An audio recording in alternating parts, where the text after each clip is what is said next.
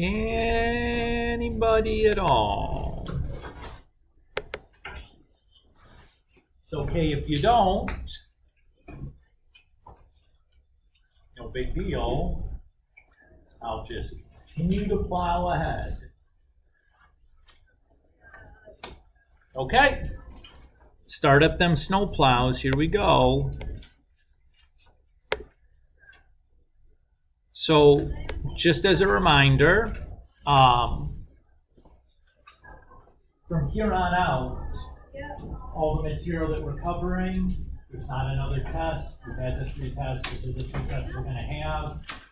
Well, I mean, there's another. It's the exam.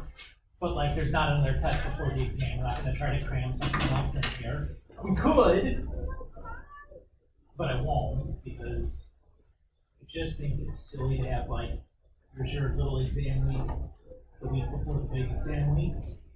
Like, that just stinks. I don't want to do that. I don't know if you guys probably want that. So we're not going to do that. I will have information about the retake or double test option for you guys by next class. So if you're need to think about what you want to do, which option to take, you can start kind of thinking on that. I'll have a form to fill out about what you want to do. But if you're thinking you're going to do the retake option, start thinking about like when you would do that, testing room or study hall, and I'll have something waiting for you there when we get that hammered out. Okey-doke. Okay, we're going to continue kind of talking now about applications of derivatives. So we started this discussion last time in 4.1 and 4.2, where we've talked about, like, you know, we have a pretty well-defined notion of what a derivative is, like how to find the derivative, like, now the question becomes, what can I do with this new tool that we've developed? So last time we saw that there's a relationship between the mins and maxes, the extrema for a function, and the derivative. Do you guys remember what that relationship was?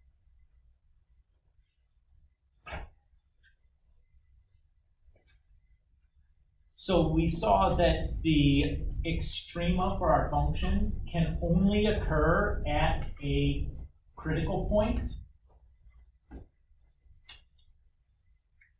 So the global or absolute extrema for our function can only occur at a critical point.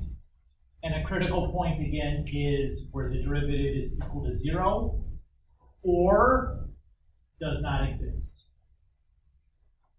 Now, if you're considering a closed interval and you want to consider the local extrema as well, you also have to consider the endpoints of your function as well. Otherwise, that's about it, right? So what we're going to do now, or what we weren't able to do in that last lesson, was we weren't able to decide, okay, I have a critical point here, and if it's an absolute max or min, I know I can find that by just evaluating each of the critical points for the function and finding the one that's got the highest or lowest value, right? We did that last time. But we don't have a method yet for evaluating if it's a local min or max, whether that's or if the critical point is a local min or max, or if it's just nothing at all. That's what we're going to be working on here in section 4.3. Is, okay, we have these critical points that aren't the absolute min or max. Are they a local? If so, are they a max or a min? Can I tell? Are they nothing? That's what we're going to be sorting out here. Okay? So the first thing we're going to recall is that if a derivative is positive, that means the function is increasing. The derivative is negative, means that function was decreasing. That's an oldie that we've used before. I don't think that requires any kind of proof there. So let's do an example here. So we have this function, 3x to the fourth minus 4x to the third minus 12x squared plus 5. And we're asked to find where that is increasing and decreasing. First step should be to find the derivative. Yeah. So what's the derivative of this guy going to be?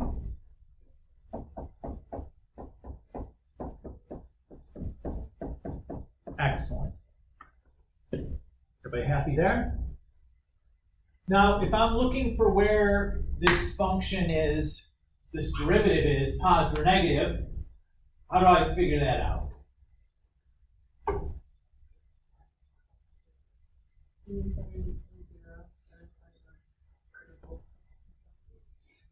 Yes.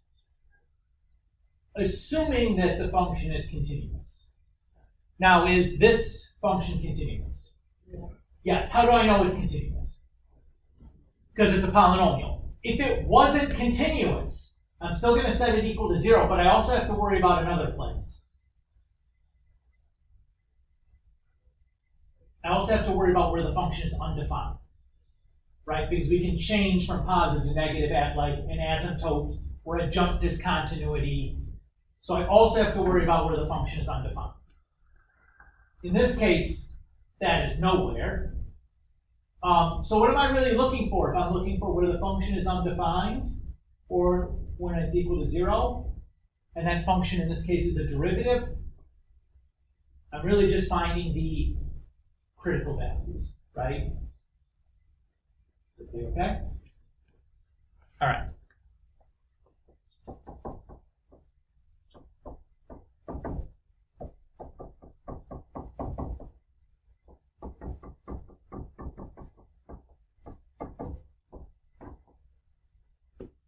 Okay, so when I set the derivative equal to 0, how am I going to solve 12x to the third minus 12x squared minus 12x equal to 0?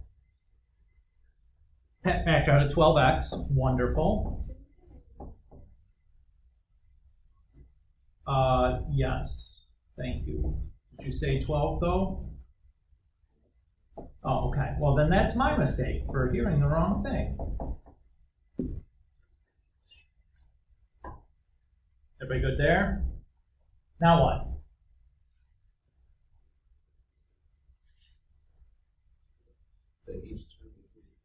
Well, let's factor the quadratic piece, right? Can we do more of that? How does x squared minus x minus 2 factor? X minus 2. Excellent. And that's very good. Should be that fast and instant to do this kind of polynomial solving where everything is neat and factorable. Should be very quick. You guys should be very good at it. Even if it's not factorable, what would you do? Quadratic formula, which again, you guys should be able to probably have to write some stuff down, but should be easy problem to solve, right? So we have our critical values, right? What am I going to do with those now?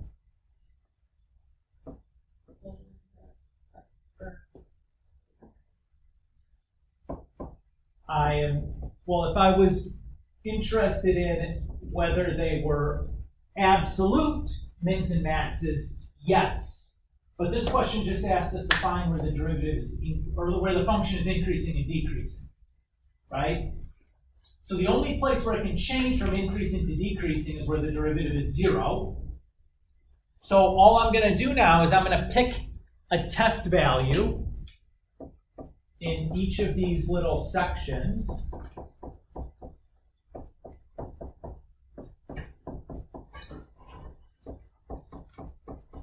And then I'm going to plug those test values in to the derivative.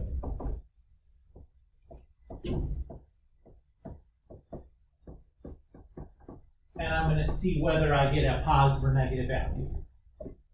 Is everybody okay with this? Now, I can plug the number in and get an actual numeric answer. But guess what? All I really need to know is the sign. You guys agree? So, to do that, the simplest way, because potentially this could still be a no calculator problem, and plugging in -2 to the third times, like, it just gets obnoxious. You guys agree? All I'm going to worry about, though, is kind of plugging that into here. Because when I plug in -2, I have a negative when I plug it into the 12x. I get a negative when I plug it into x minus 2. And I get a negative when I plug it into x plus 1. 3 negatives multiplied together is negative. Do I care what the number is? No, I do not. I just care about the sign. So don't make the problem harder than it needs to be. Just worry about the signs. You know what I'm saying? Again, because this can be a no calculator problem, and this is obnoxious without a calculator, right? Like, but I don't really need the number. All I need to know is if it's positive. Is that, you guys see what I'm saying here? Again, a place to save a bunch of time and make this problem way simpler if it's a no calculator situation. All right, if I plug in the -1/2, negative, negative, positive, right? 12 times -1/2, negative. -1/2 minus 2, negative. -1/2 plus 1, positive. So negative times positive is positive. Okay? And if I plug 1 in, positive, negative, positive, that's negative. If I plug 3 in, it's positive, positive, positive.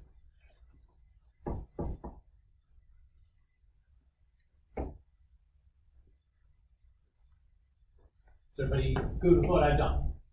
All right, to summarize then, we can say that f of x is increasing on the interval from -1 to 0 and from the interval 2 to positive infinity. The places where the derivative was positive. And we can say f of x is decreasing then on the interval from -infinity to -1, or from the interval from 0 to 2.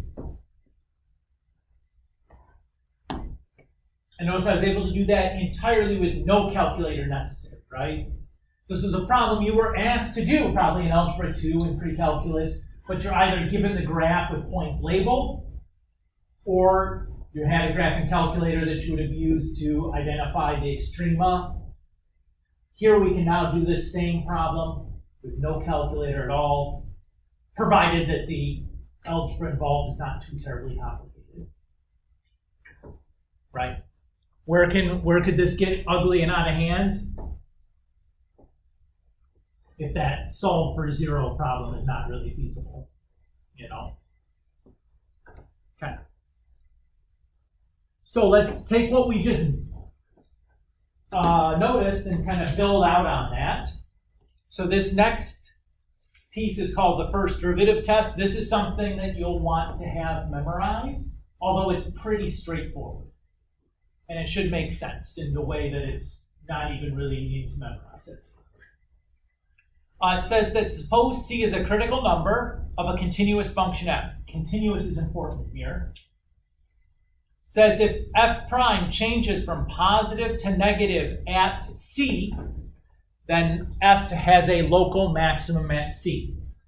So if the derivative was positive and then changed to negative, it means that the function f went from increasing to decreasing, right?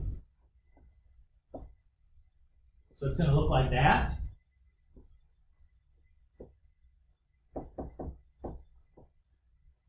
Does that look like a maximum to you? It sure looks like one to me, right?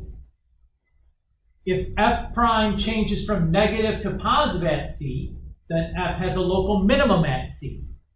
So if the derivative is negative, that means the function is decreasing. And then if the derivative is positive, it means it's increasing. So it would have looked like that. That sure looks like a minimum to me. And it says if f prime does not change sign at C, then f has no local maximum or minimum at C.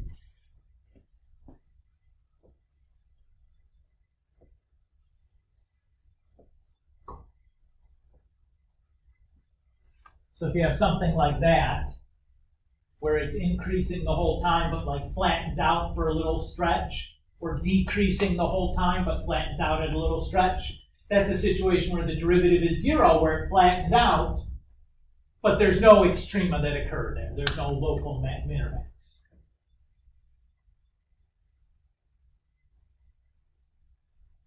Are you okay with the pictures that I've drawn? And that should make sense, right? Like if you just look at the pictures, it's like, oh, yeah, well, of course that's how it would have to work. If I just sketch a picture, I have the first derivative test. Like if I draw increasing to decreasing, oh, that's a maximum. Or decreasing to increasing, oh, that's a minimum.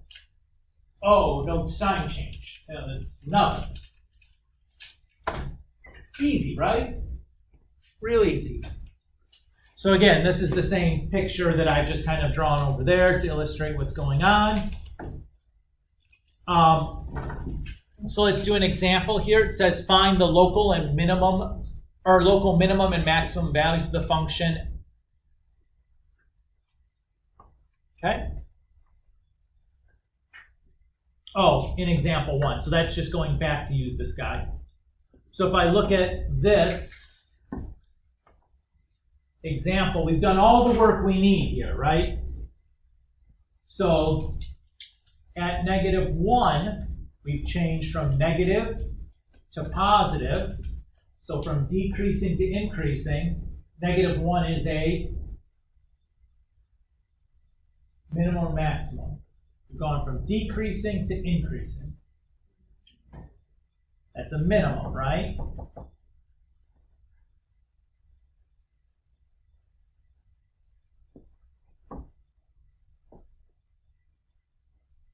At 0, we've gone from increasing to decreasing.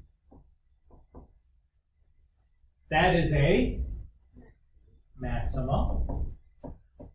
And at 2, we've gone from decreasing to increasing. That's a minimum.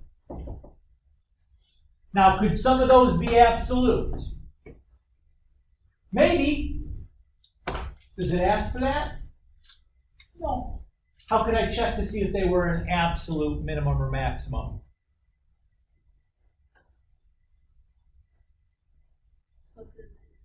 Into where? Not the derivative. Into the original. If you plug them into the derivative, you're just going to get back 0. Because we set the derivative equal to 0. Good. Now, you should be able to look at f and know already that there's going to be no absolute maximum. How can you tell that?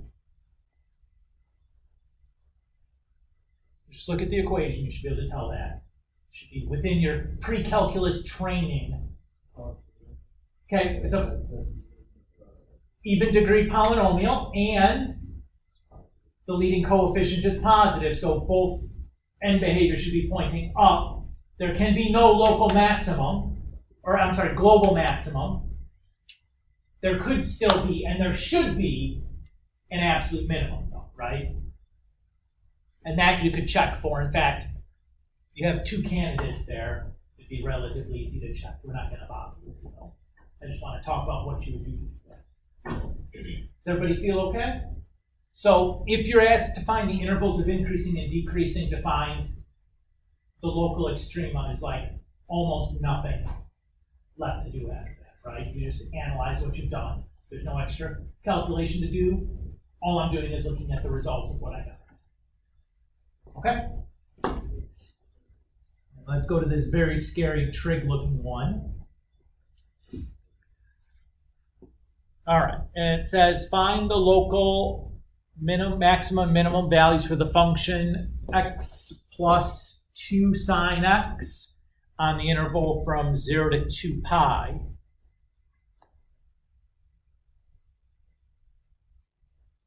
Everybody good so far? What do we start by doing? Find the derivative. Okay, what's the derivative going to be?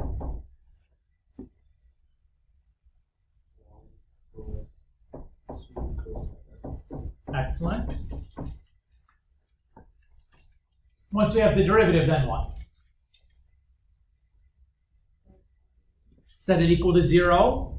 Okay.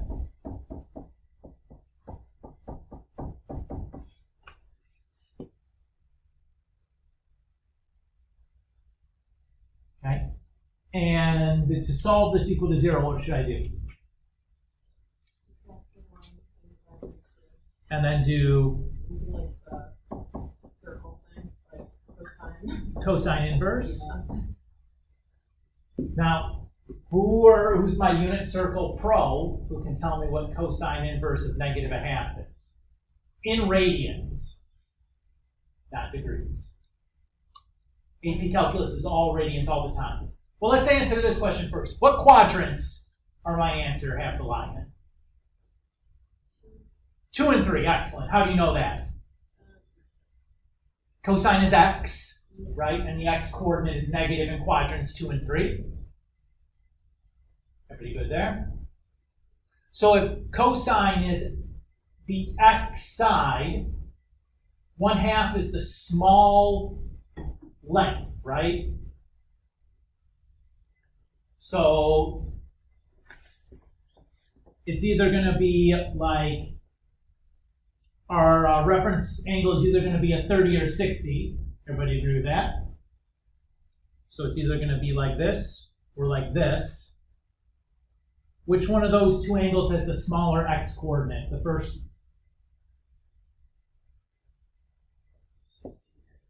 Yeah, this one, right? The 60-degree one. Everybody agree? So my values for x then should be pi minus 60 or 2 pi over 3, and then pi plus 60. So you have this one down there. Everybody okay? And again, I didn't have the unit circle memorized. At one point I did. Sure. Is it fuzzy? Yeah, probably. If I remember though that like all I'm doing, like which one x and y is, and I remember that my 3 values that my sine, cosine, tangent can have, well, my sine and cosine can have anyways, is 0.5, 0.707, 0.866. 707 is root 2 over 2. 866 is root 3 over 2. So I can just do like long and short and figure out which one I'm talking about. And it's not so bad. Now, technically, there's infinitely many answers, right? Because it's these two and everything coterminal to them. Why don't I have to worry about the infinite answers here? Yeah, because it's on a closed interval from 0 to 2 pi. So I have just those two. Everybody good so far? I still need to consider something else, though. We set the derivative equal to 0. What else do we need to check? Where the derivative doesn't exist, right?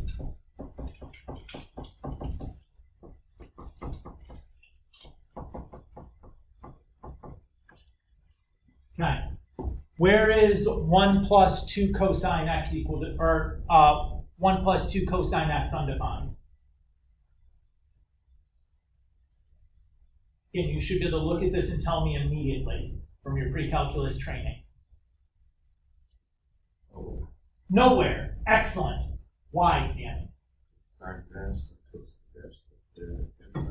So cosine and sine are continuous functions over their entire domains. If I add 1 is technically what type of function? Well, polynomial, right? Yeah. And what do we know about the continuity of polynomials? Yeah. Also continuous for all real numbers. If I take two things that are continuous for all real numbers, add them together, I still have continuity for all real numbers. Is everybody okay there? Now, for the most part, that'll be the case where your critical value is just the stuff where the derivative is equal to 0. You still need to remember to check, because I'll promise you this. As soon as you get used to it's just set the thing equal to 0, you're going to run into one where you have to worry about where the function is, where the derivative is undefined as well, and it's going to catch you. So, yes, Pete? So if it is undefined somewhere, what does that do? That's also a critical value that we have to consider. Okay.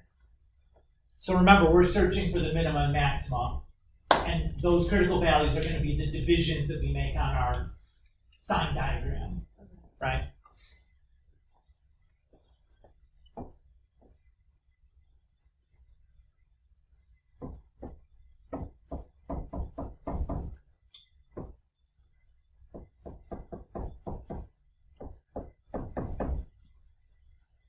So there's my sign diagram. I have the endpoints, and then I have my critical values labeled in order from smallest to biggest. Everybody's good? Okay. What we do now is we're going to pick some test values. And I only need 3 because I just need it in between the endpoints of my interval and my critical values. What test value do you suppose I should pick between 0 and 2 pi over 3? What would you pick? Whoa. That's a scary choice. Do you know what cosine of 1 radian is? Me neither. Why don't we pick pi over 2? Right? A half is between 0 and 2/3. What's cosine of a half? Oh, guys. Cosine is x, right? What is the x coordinate at pi over 2? 0 is correct, Pat. Good. So we have 1 plus 0 is positive. I know, Alice. I know. You got to remember this stuff. All this trig stuff. That's why Mr. Myers had you memorize the unit circle, so that I could ask this stuff and still you might have a chance at remembering it. If he didn't ask you to memorize it at all, there's no chance that any of you guys remember this. Okay. Between 2 pi and 4 pi, or 2 pi over 3 and 4 pi over 3, what do you think we should pick as our test value? Pi, yes. Good. And what is cosine of pi? -1. So I have 1 plus 2 times -1. That's -1. Everybody happy? And between 4 pi over 3 and 2 pi, what do you suppose we should pick there?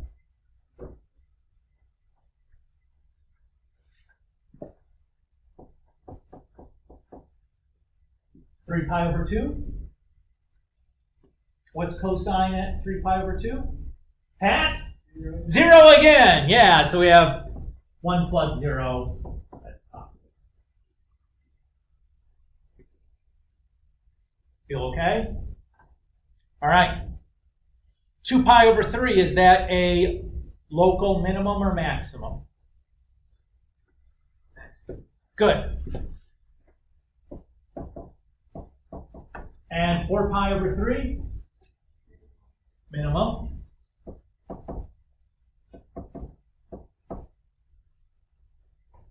And if I want to check to see if I have any absolute mins or maxes, what would I have to check then?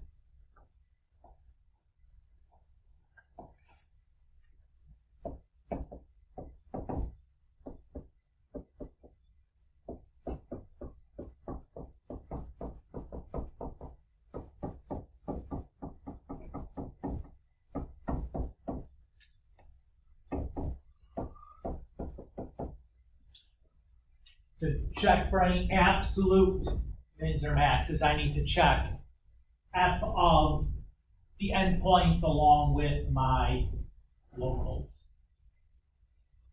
And the biggest one that I get is going to be my absolute max, and the smallest one I get will be my absolute min. An absolute min or max can also be a local min or max, but doesn't have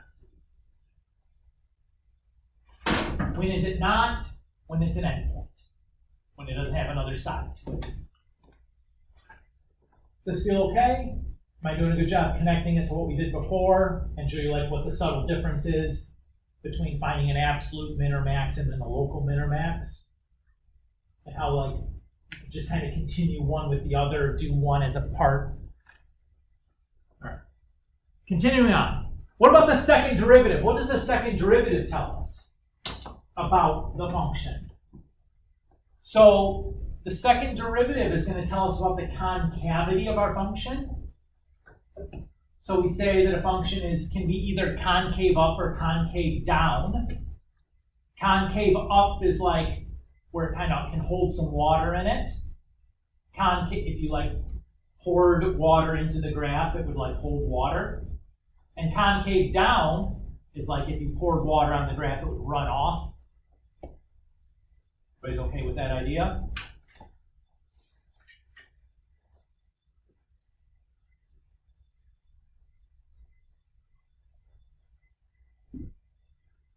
So if we look at this example here, I've labeled the points B, C, D, E, and P, or I say A, B, C, D, E, P, and Q. I don't know why we didn't keep going F, G there, but that's what the textbook did. So what we want to do here is we want to look at this and label whether the graph is concave up or concave down in these sections. So if I look from A to B,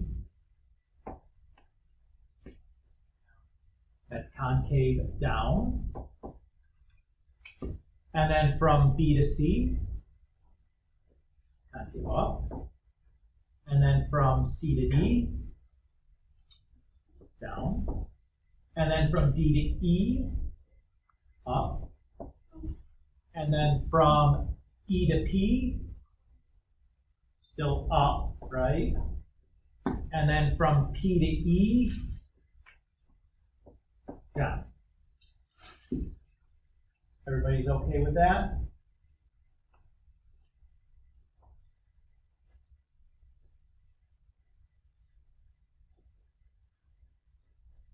So these points here where the graph changes concavity,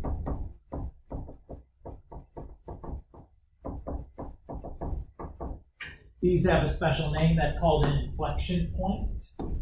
Inflection point is where the graph changes concavity, or where the second derivative changes sign.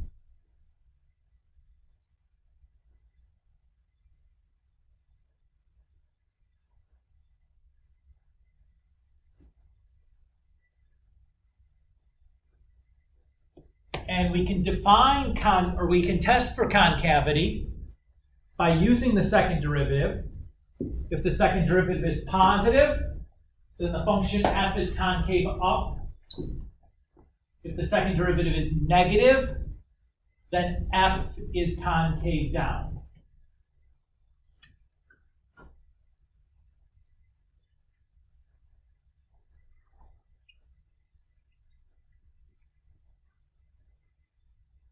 Everybody okay there? I'm going to skip this example. Oh, here's our definition for inflection point.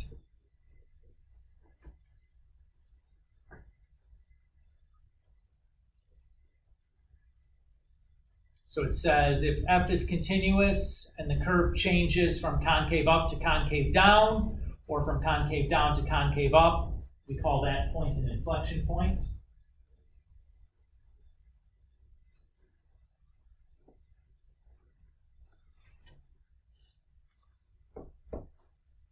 And let's do a sketching example here. So we're asked to sketch the graph of some curve f that satisfies the following attributes. So what I'm going to do first, I'm going to do this part first. What is that part right there telling us in the language of pre-calculus?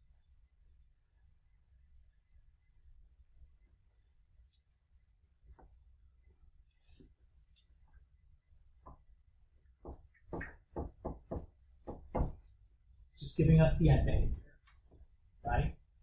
The limit of x is going to positive, negative, infinity, right? That's just telling you the end behavior.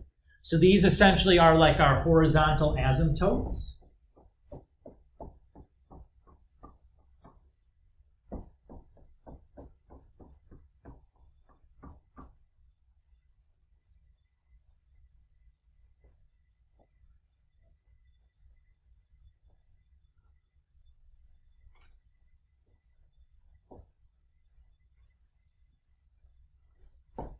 So I'm just going to kind of draw in the ends. Okay?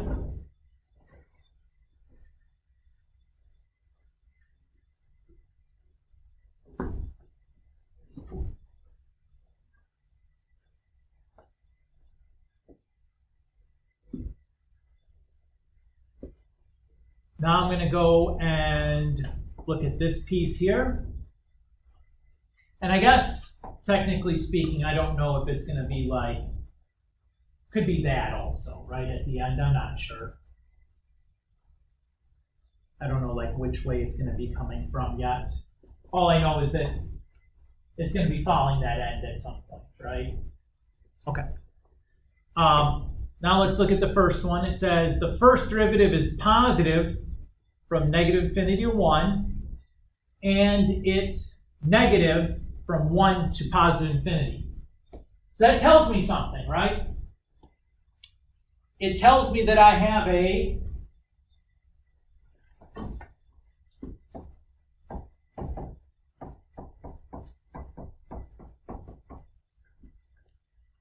local maximum here at x equals 1.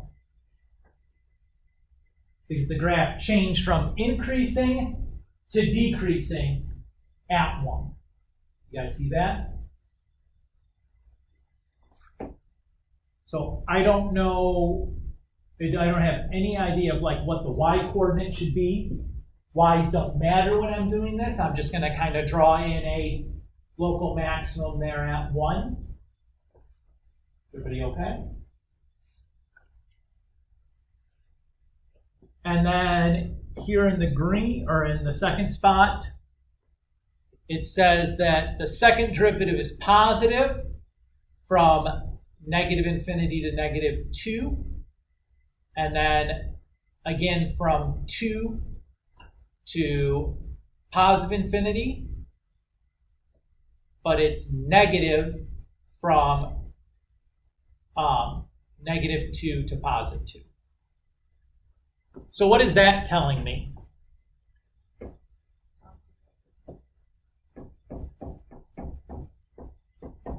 Yes, concave up and concave down, but it's also telling me that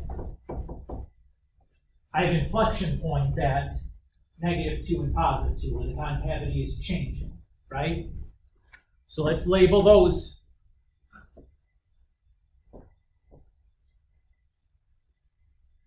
And it doesn't really matter where I put them. I'm just going to say for there. So we're concave down. And then it switches to like concave up.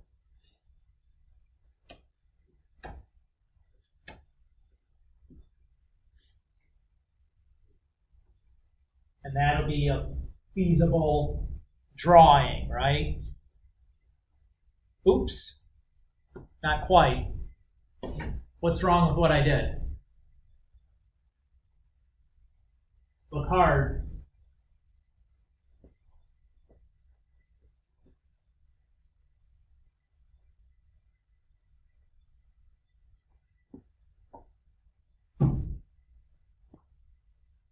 Supposed to be decreasing Everywhere after 1, my graph is not. So what do I need to do? Oops.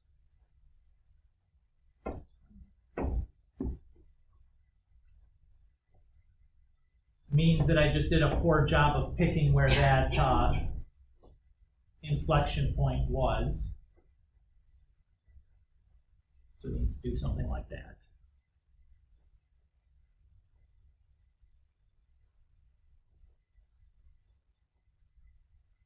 You guys see what I did there, or why I had to change it? This is probably the most difficult type of problem from this section because you just gotta kind of like piece it together a little bit. It's almost like one of those like Sudoku puzzles where it's like, I know it has to look like this here, and it has to look like that there, and then I have to like sort out what it's gonna look like in between. Which again, like if you're good at puzzles, like this comes pretty easily. If you're like, I kind of suck at that, it's kind of hard.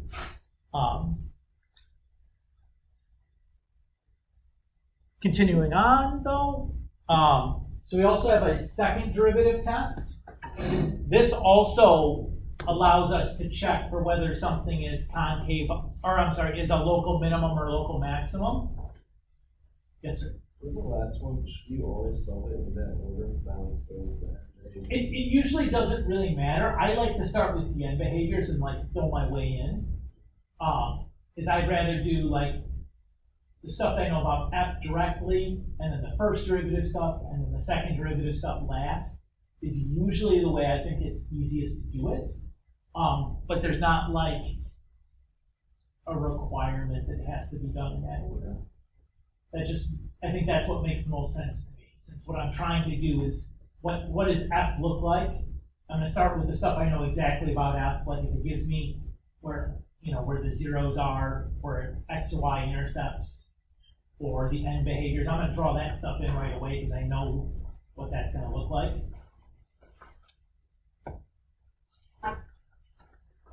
All right, so point of order here, the first derivative test and second derivative test do the exact same thing, right? 99% of the time, will it matter which one you choose to use? No, man. No. Unless you're given like really limited information, it probably won't matter which one you want to use. The two situations where it would matter is if you're told, okay, we have some function f, here's some information about it in the form of a table at selected values of f and f prime and f double prime. There you're probably going to need to use just a second derivative test because you probably don't have enough information to do a sign diagram to do the first derivative test. Or the second situation where the second derivative test probably makes a lot more sense is if you're given a implicitly defined function.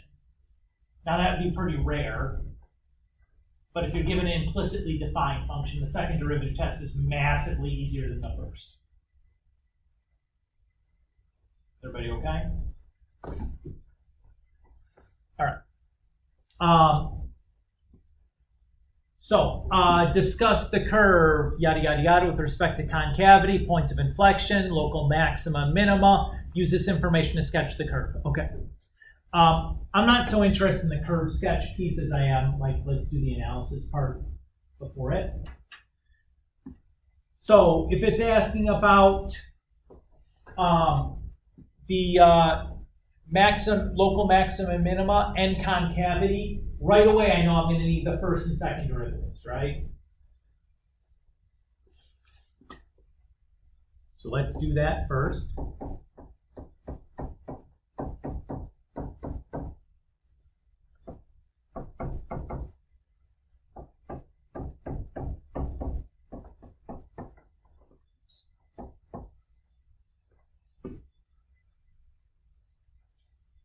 Everybody's good? Then I'll take the first derivative and set it equal to 0. To solve that, what should I do first? Factor of 4x squared. Now this is all over this factoring bit. So my solutions here should be 0 and 3, right? Okay. But I also have to check where that first derivative doesn't exist, right? That's also a critical value. Could impact maxima or minima. It's a polynomial, so what does that tell us? Yeah, there's none there, right? Okay. Since we have to do a checking the concavity anyway, let's do a second derivative test rather than a first derivative test. Sound good to you guys? Because we can probably double up on our test values with our second derivative test and just get some stuff for free, which I love. So if I want to figure out the concavity, I need to take the second derivative and set that equal to 0. And how would I solve this? Yeah. So my solutions are 0 and 2. Everybody good there? So for concavity, I'm going to go ahead and do a check. So I'll draw a sign diagram. Oh, come on.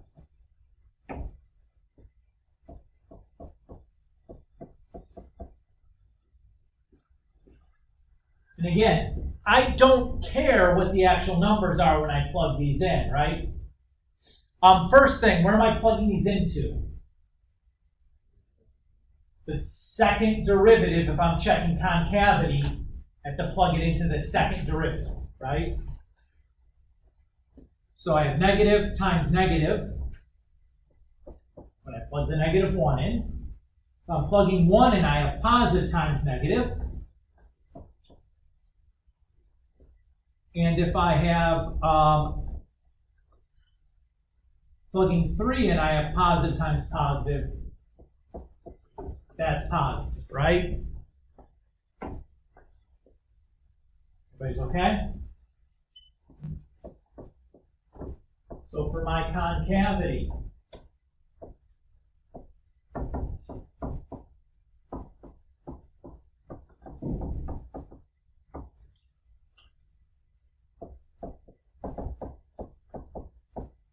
I'm concave up from negative infinity to 0, and then from 2 to positive infinity, and we're concave down from 0 to 2. So we did that.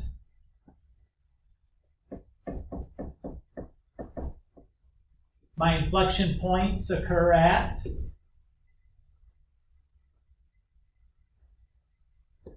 that's where I change concavity. 0 and 2. 0 and 2 are both inflection points.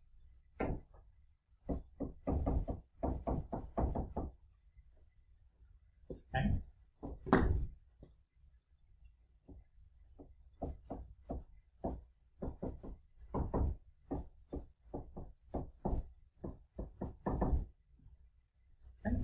So my two candidates here are x equals 0 and x equals 3, right? Notice that I know that f double prime of 3 is positive, right? I already did that. So I know that that is a local minimum.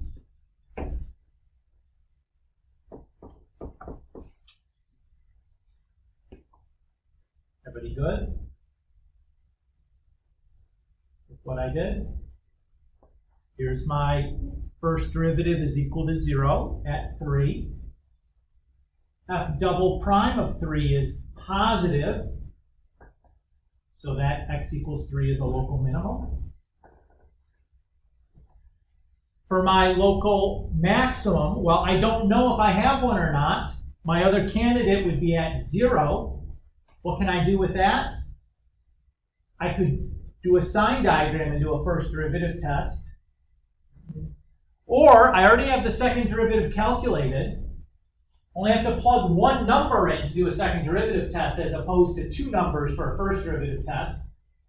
We do the second. So I'm going to take this x equals 0 and plug it into the second derivative. What do I get? 0. Well, that's not greater than 0. That's not less than 0. What does that tell me? That it's not a maximum or minimum. So we have no local min or max.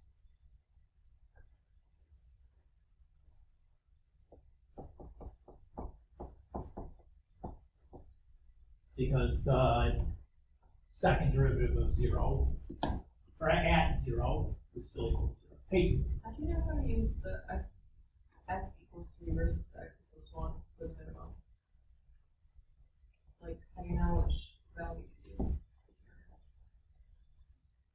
so these are my candidates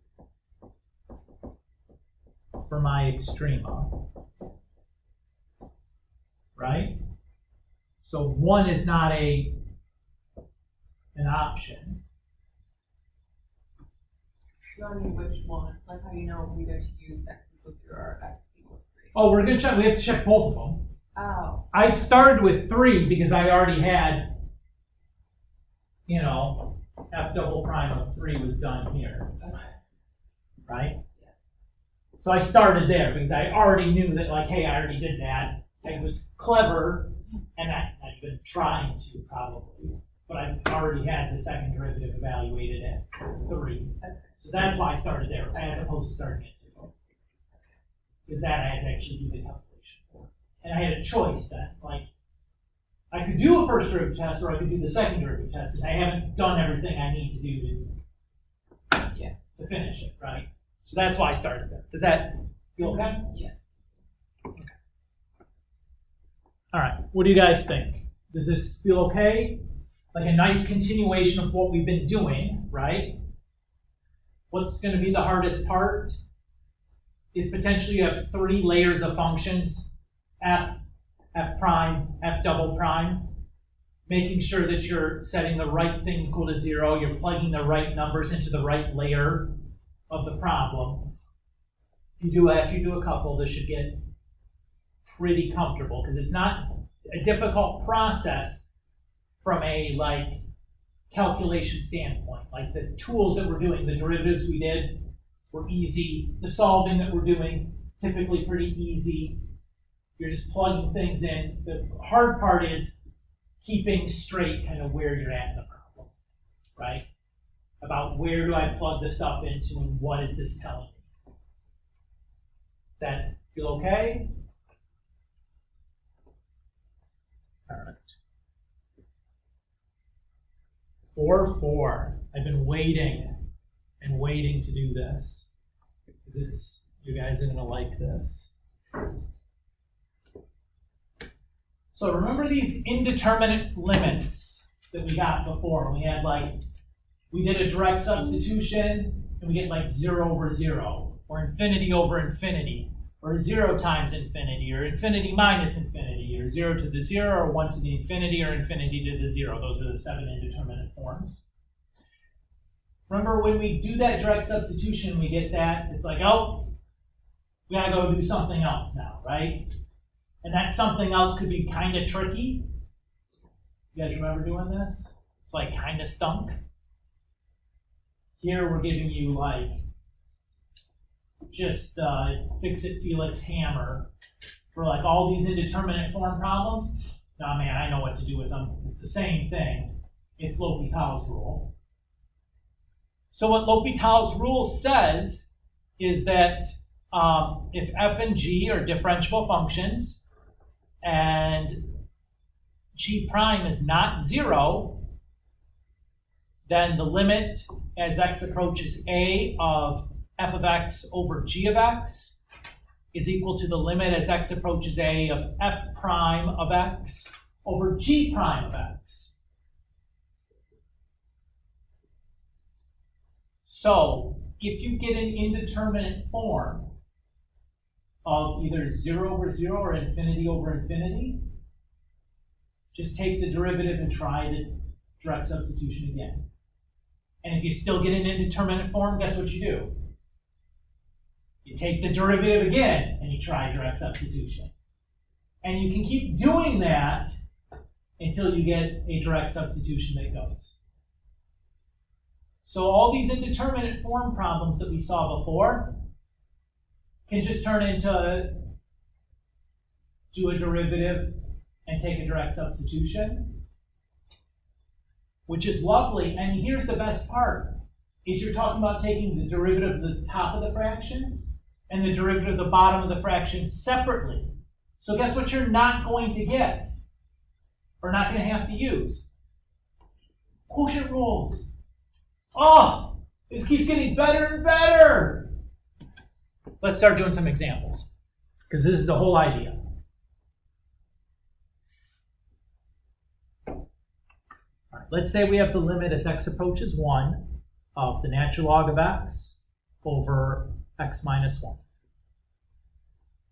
If I do a direct substitution,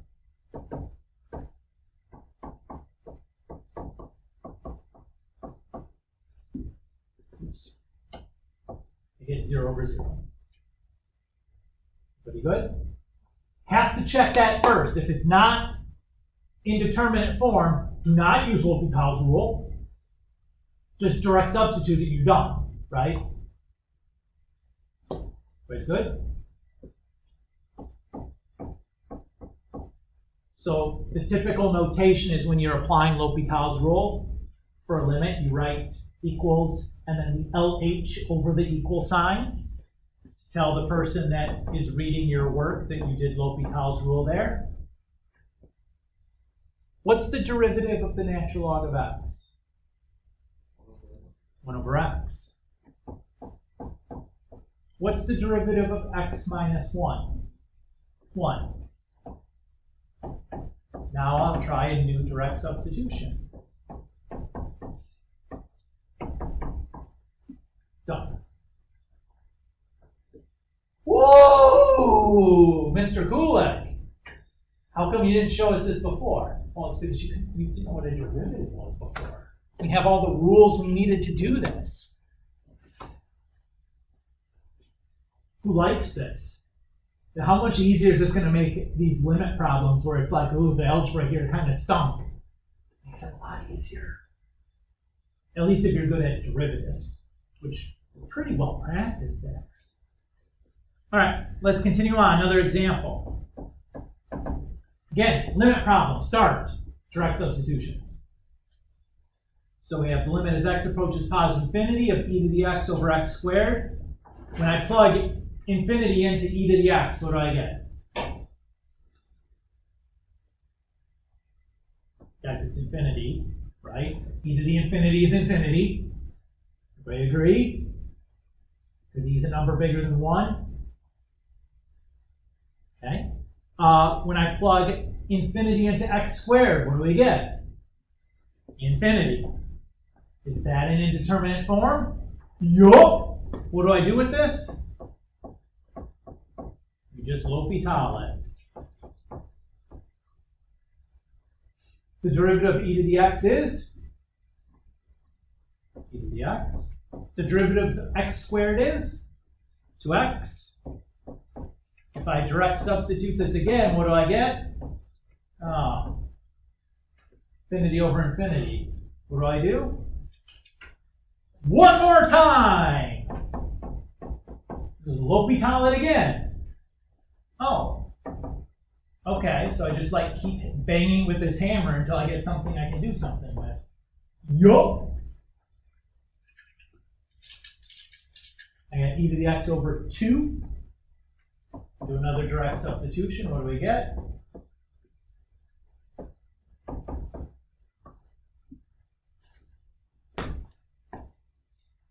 Easy peasy.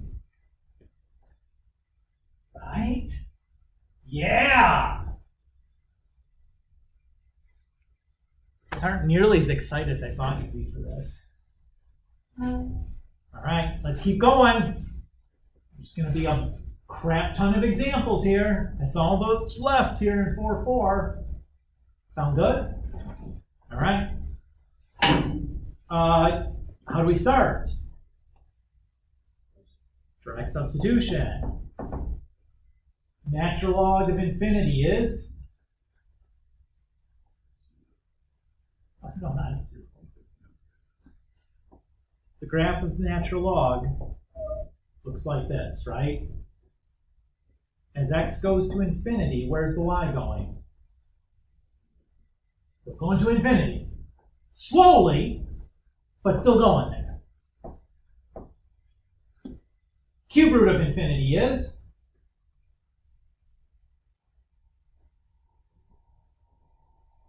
Guys, what's the graph of the cube root look like? Looks like this, right? As x goes to infinity, where's that cube root going?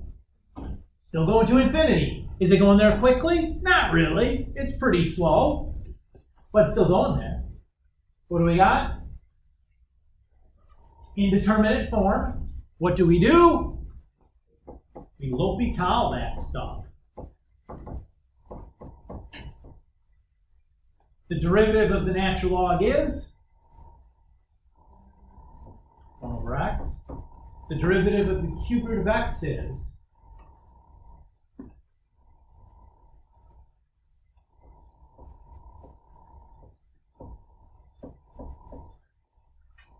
that, or probably, you guys probably won't prove it this way, right? Which is totally fine. Okay.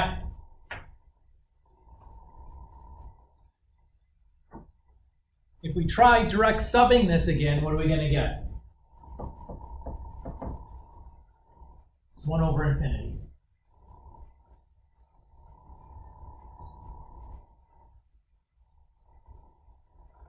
Well, guys, 1 over infinity.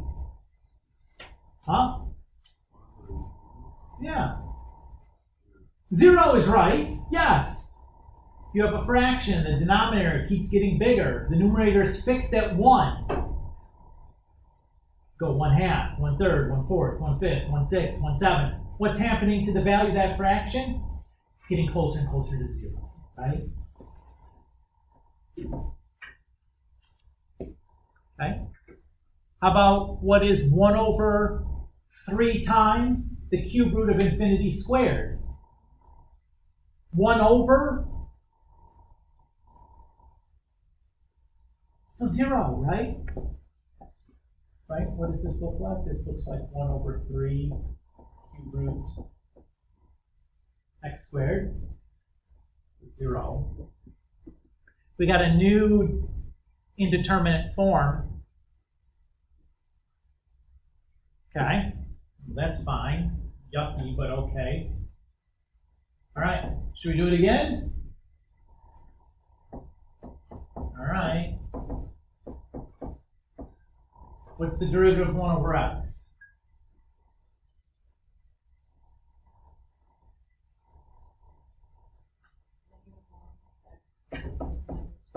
Excellent. You're just about to say that, right? Yes, good. And then what's the derivative of 1/3 x to the negative 2/3?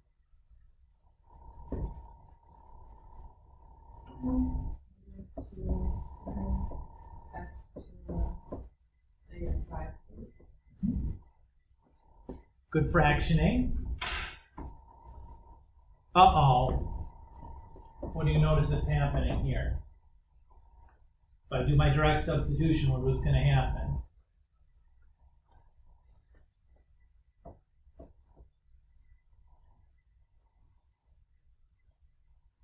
I still have 1 over x squared. What do you see that's happening here?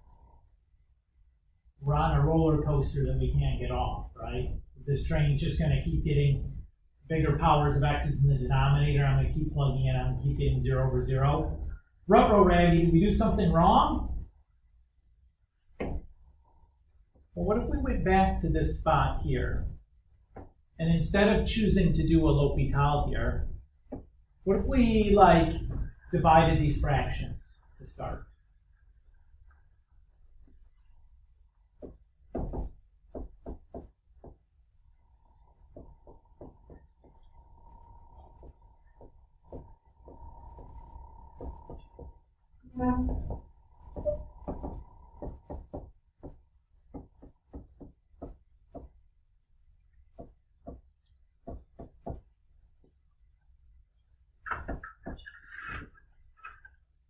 Right? Everybody's okay? Doing enough steps that we can follow what's going on?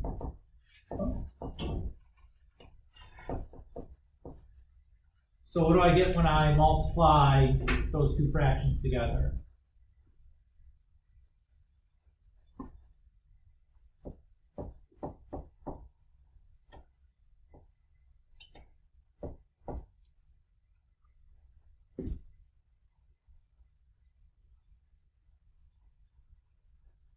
See it?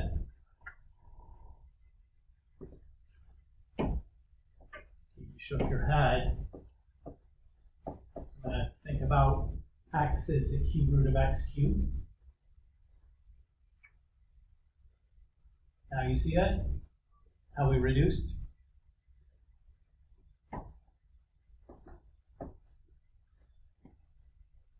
That, or you could have thought about this as like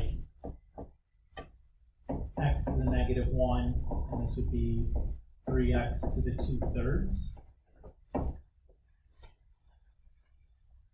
That'd be fine too to think about it that way if you're more comfortable with fractional exponents. It's okay. But if I do this now, if I direct substitute here, what do we get?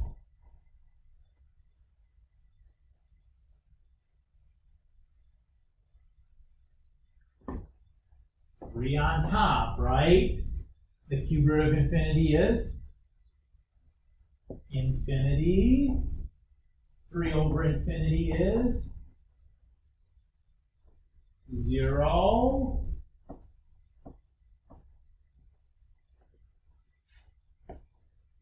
So that's the place where you do have to be a little bit careful, right? Because if you ride that L'Hopital train too long, maybe you do want to check to see if there's any like combining of like terms we can do in between our L'Hopitaling before we get back on that train and end up blasting our way to like a never-ending cycle of derivatives.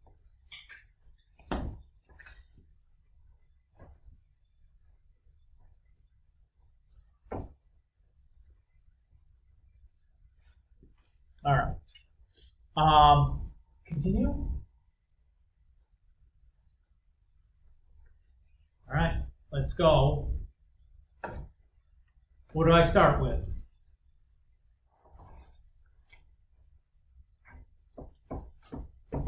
Substitution, right? Tangent of 0 is? Oh, guys. What's the graph as tangent look like?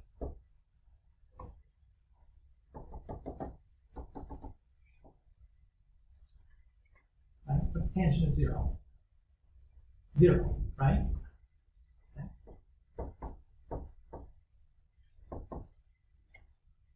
What do we got?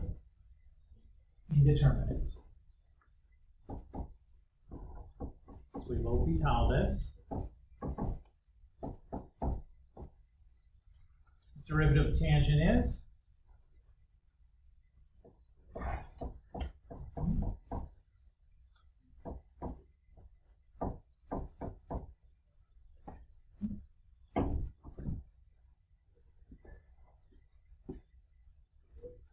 Okay.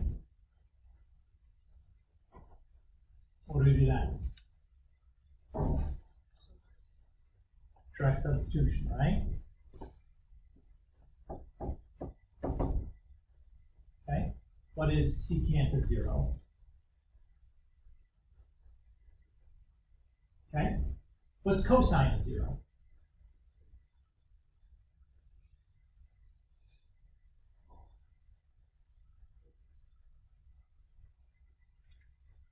On the unit circle, cosine is which coordinate? X. If I draw my unit circle, here is theta equals 0. What is this point here? 1 comma 0, right? What is cosine of 0? 1. Okay? What's the reciprocal of 1? Why did I do the reciprocal? Because secant is the reciprocal of cosine. And what's 1 squared? 1. And 1 minus 1 is? So what do we still have here? Now who's not liking where this ship is sailing off to? Yeah. What's kind of scary about this looking? What do we not like the looks of?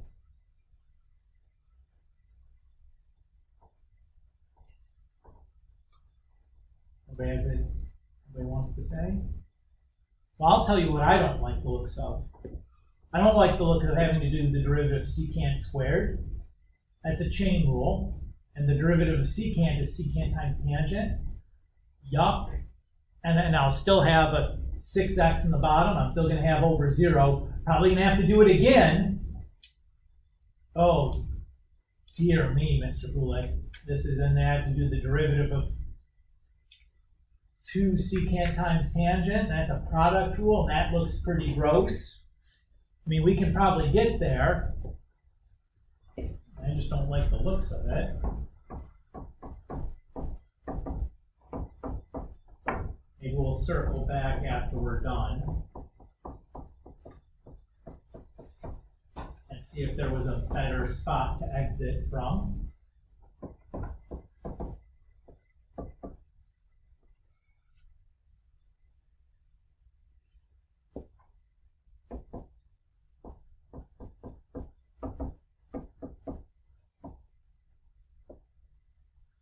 Derivative of secant is secant times tangent.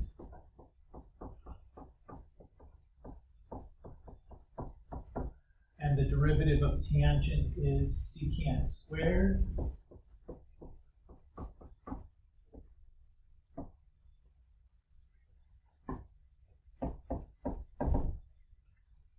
What do I know about this already? This is my stopping point. My denominator can't be 0 or infinity, right? Oos. All right. Secant of 0 was 1. Tangent of 0 was 0. So that's 0. And then secant of 1, or secant of 0 is 1. Oops, times 2, thank you, yes. So we got 1. That one, the calculus got kind of yucky on us. Still probably better than trying to do trig rules to get your way through that. Okay. This feels like a good place to stop, guys. Next time, we're going to talk about optimization. We'll take questions from this stuff. You guys work on the homework and try, come back with questions from anything. We can do some questions. We're going to do optimization next time. That's probably a day in itself because it's kind of hard like related rates is.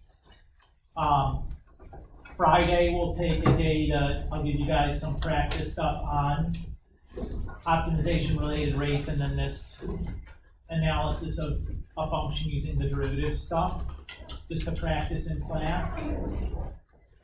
I did want to mention that I made a related rates delta math. It's not required for you to do, but I know that like you guys don't feel very good about those type of problems yet. So that's there to practice on. You will see related rates on your exam, promise.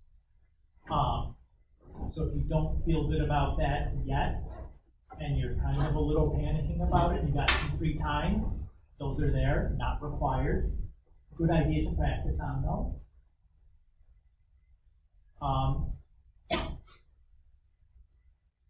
And then we'll have 2 days next week to do some other stuff. I think that optimization is, might do Euler's method too at one point next week. That's quickie. And that'll be enough for first semester that I feel pretty good about. I'll talk about exam format at some point this week, so you guys can start to get an idea of what that's going to look like. But yeah, so I'm trying to remember what I did last time, if I want to update that at all. I don't remember what I did last time. I think it was, you get the whole exam all at once. There's not 2 sections to, or 2 calculator, non-calculator part to it. I think it's all just, you can use your calculator. And then there was like sections, and there's more points than you need for full credit on the section. You can do as much as you want. So there's like multiple choice, and there's like 15 questions, and you need to get like maximum of 10 points out of there. So you can do more than you need to give yourself. You can go fast and do a lot, or you can go slow and do the minimum. And you can kind of take your pick as to like what's the method, like what's the strategy best for you. But that's kind of what the setup that I think I did last year. I'll have to double check. We'll talk more next time. Does that feel okay? All right, dudes. Thank you. Yeah, welcome back from Thanksgiving with a bunch of calculus. Hi, Peyton. What's up? I'm gonna be gone the rest of this week because I'm leaving Kairos. Yes. So is there anything I should take now, or should I just be watching like lectures and stuff? You're just gonna miss the one lecture, Mm-hmm. and then the day of class to practice and stuff. Yeah. So it's pretty light. Okay. Good. And if you need like some homework, that's excused because you're just like, I just want to catch up on this. It's okay. Like, I trust that you're gonna do enough to make sure you understand stuff. You've demonstrated that you're pretty capable and pretty on top of things, so don't worry about that. So just kind of let me know kind of what you get able to get to or not, or if you look at something like optimization is hard. Mm-hmm. Okay. So if you need to come and take a day and just during the CT next week or whatever, kind of talk to you about it. Okay, perfect. Just kind of let me know where you're at. But that's the plan. Okay, so you'll post the optimization lecture. Okay, I'll probably just watch that, hopefully. Yeah, I'm sure it'll be fine. Okay. But like it's hard, so Yeah. if Okay. you're like this is hard. Yeah, then I'll come see you. Yeah. Okay, perfect. And it just might be like this is just regular hard. Mm-hmm. Yeah. Kind of way it is. It's Yeah. like really the rates in that regard. Yeah. Which is kind of hard. Yeah. Or you watch me do it, it's like, okay, this doesn't seem that bad. When you try to do it yourself, it's like, oof. That's how it goes sometimes. Yeah. Take care. All right, thank you, Dr. Vaughn. Yep.